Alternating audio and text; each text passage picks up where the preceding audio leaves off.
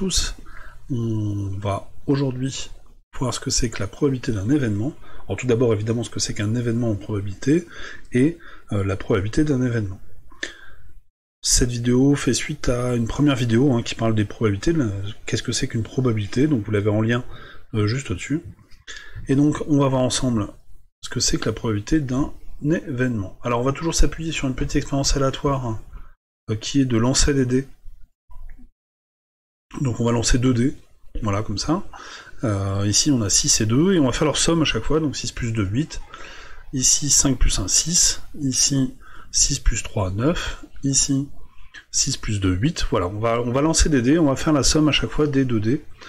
Donc on peut avoir des résultats qui varient entre 2 à 12. C'est ce qu'on a vu aussi dans la précédente vidéo que je vous remets au-dessus. Voilà pour cette expérience. Donc il faut bien contextualiser les choses.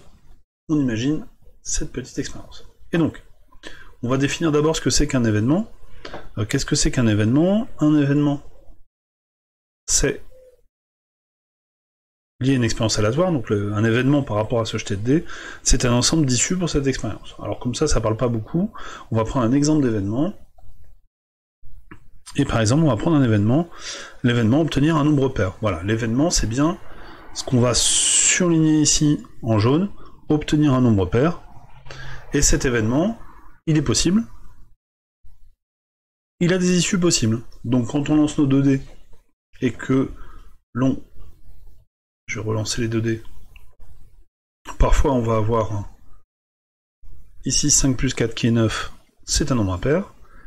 Ici 3 plus 1 qui est 4, c'est un nombre pair. Et donc ainsi, on a des résultats possibles qui donneront des nombres pairs. Donc qu'est-ce qu'on a? On a le résultat 2, on a le résultat 4, on a 6, on a 8, on a 10, et on a 12. Voilà les issues, les résultats, on dit une issue en probabilité, une issue paire, parmi toutes les issues possibles. Et ça, on appellera ça un événement. Obtenir un nombre pair, c'est un événement.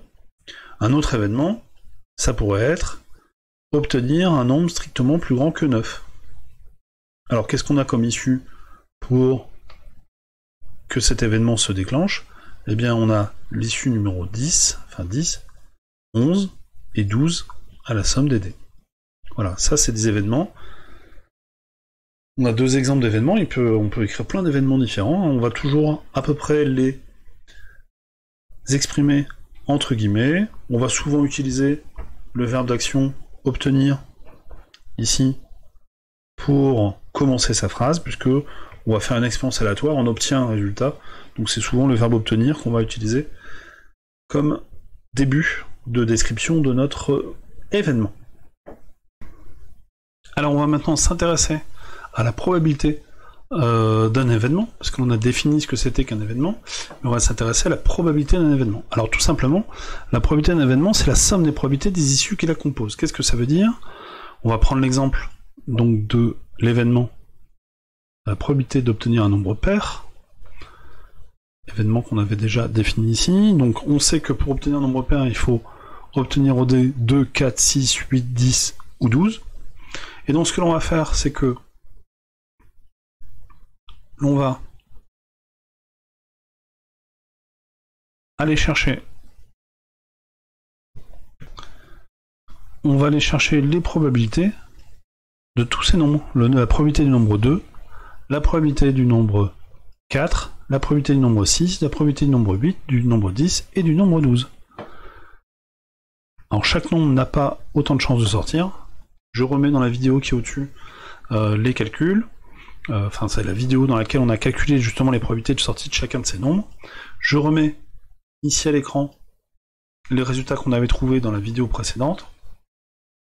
Et donc on va pouvoir reprendre ces informations, c'est-à-dire que l'issue du nombre 2, eh bien c'est 1/36e, que l'issue du nombre, la probabilité de l'issue 4, c'est 3/36e, et donc on va reporter sous ces nombres sous forme de fraction dans ce calcul, ce qui va nous donner les probabilités des 6 issues qui déclenchent cet événement.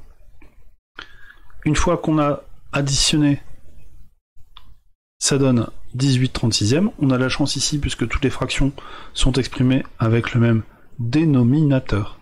Et donc la probabilité d'obtenir un nombre pair à ce jeu, c'est 18/36e, qu'on peut simplifier en 1/2. Et ce 1/2, ça donne 0,50 ou 50%. Voilà. Donc c'est ainsi qu'on va calculer les probabilités d'un événement. On va découper cet événement en issues. Donc il faut lister tous les issues qu'il réalise et additionner les probabilités de tous les issues qu'il réalise. Voilà ainsi comment calculer la probabilité d'un événement. J'espère que cette vidéo vous aura plu. N'hésitez pas à vous abonner à ma chaîne YouTube, vous avez le logo qui apparaît maintenant. Sinon, à bientôt.